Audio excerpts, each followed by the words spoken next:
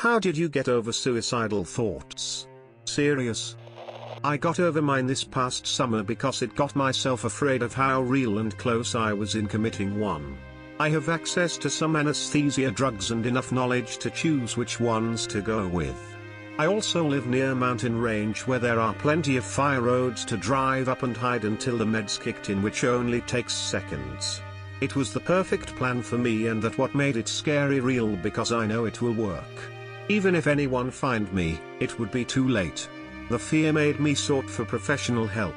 I'm glad I didn't go through with my suicide plan, because there are so much more to life. I just need to find my purpose and keep working towards healthier body and mind. I try to kill myself. For 3 hours I'm contemplating, but I found out I was scared to kill myself. I never did really. I just will keep working till I can't anymore. A small blue origami crane.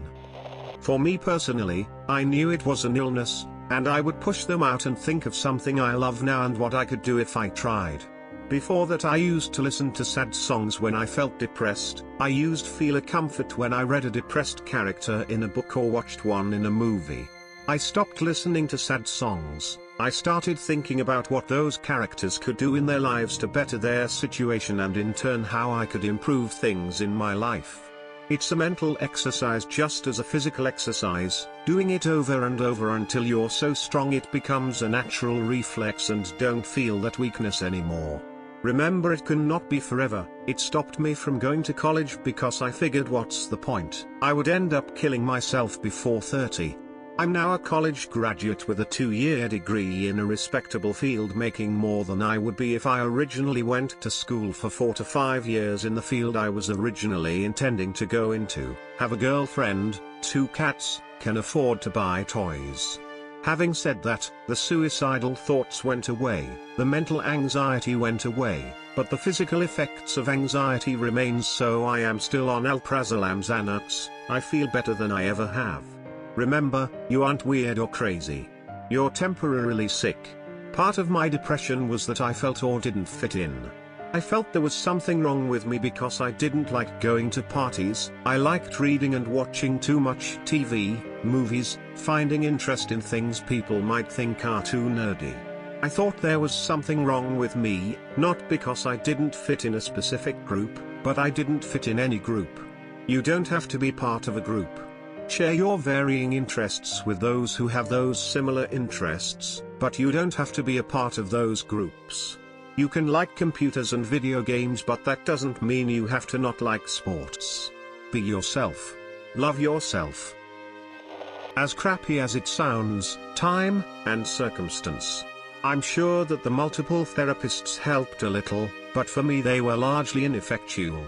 Got a great outside job where I worked with a friend in an absolutely beautiful area, got to hike and bike a ton, hang out with cool people, and it was just a big enough shock to kinda really get me out of depression.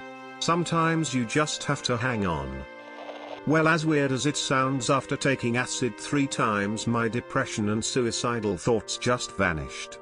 Apparently it's a fairly common thing. Permanent solution to a temporary problem. I've just learned to live with them. They come, they go, sometimes it's bad, sometimes not so bad. This is life. For me, what got me out of the thoughts was my father dying last year. All the emotional grief and existential dread of somehow no longer being made me rethink my life.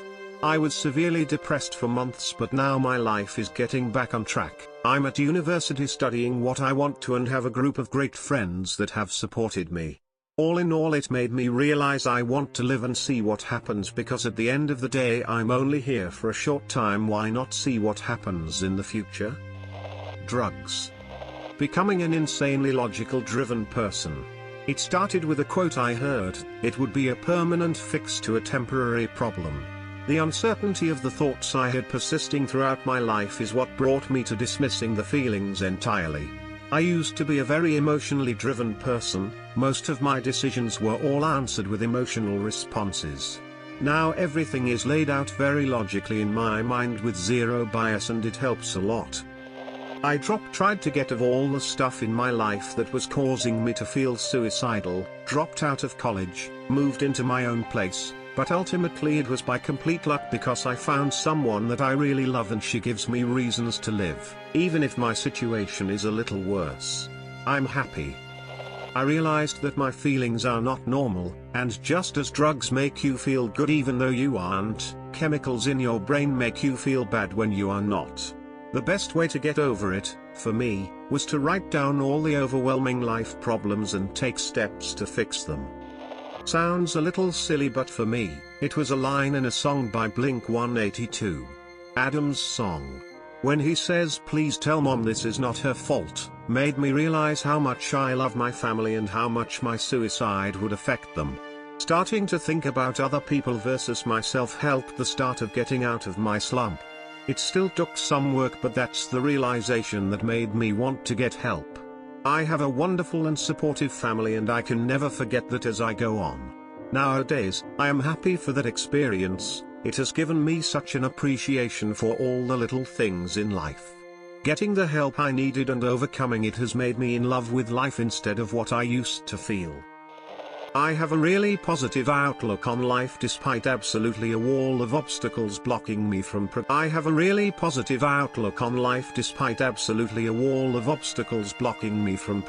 in any way. Regardless of which way I choose to go, people will get hurt. I've learned to live a quiet life doing what I can to provide, and mentoring those with problems to the best of my ability.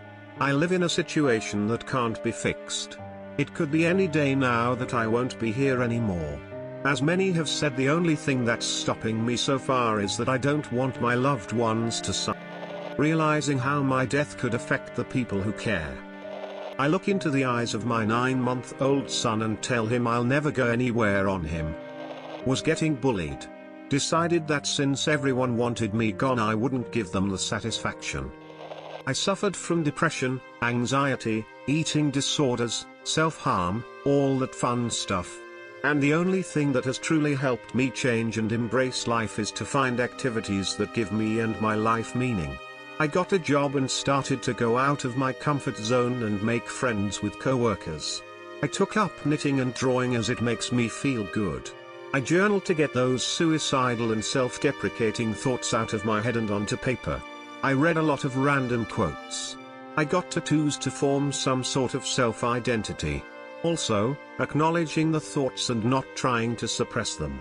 Instead, realize they are there and then choosing not to act on anything. Takes a while to do, but 100% worth learning. Check out some DBT skills, and mindfulness may be good too. I don't know, man. It's a lot of true, hard-working effort. You can't just expect the thoughts to go away, you have to actively work on yourself and your life and finding meaning in any way you can. I've always thought that if I felt I wanted to end my life, I'd stop everything I'm doing and just move far away. Sell everything I own, break all my ties, and start a new life. No matter how badly it goes, it can't be worse than just ending it. Heck, you could spend a year walking across the country for a few $100, and I really doubt you'd still feel the same way after an adventure like that. Mostly by talking about it. I believe I saw an article on Reddit where it said it was actually good to say I want to kill myself out loud or to someone. I went through a depressive period a couple years ago. The lowest I had ever felt. My brother had taken his life 4 to 5 years before this time in my life, and I even said if my brother hadn't beaten me to it, I would. It sounds very selfish now that I think about it, but that's neither here nor there. Talking about it and even looking at myself in the mirror and saying out loud I want to die helped. I believe if I kept quiet and didn't talk to anyone, even myself, maybe it would have led to that.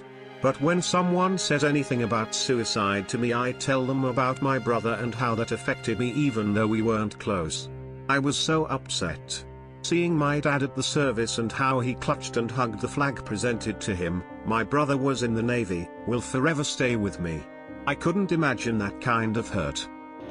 To be completely honest, I pretty much have movies, music, and video games to look forward to. Every time the thoughts creep into my head, I stop myself and say if you kill yourself now, you'll never know what happens in Star Wars Episode 8, or you won't hear Kendrick and J. Cole's collaboration album. I did what I always do and completely ignored the problem at hand. I threw myself into writing. Other people's problems, albeit fictional, helped me put mine in perspective, and helped me come up with creative solutions to overcome my challenges.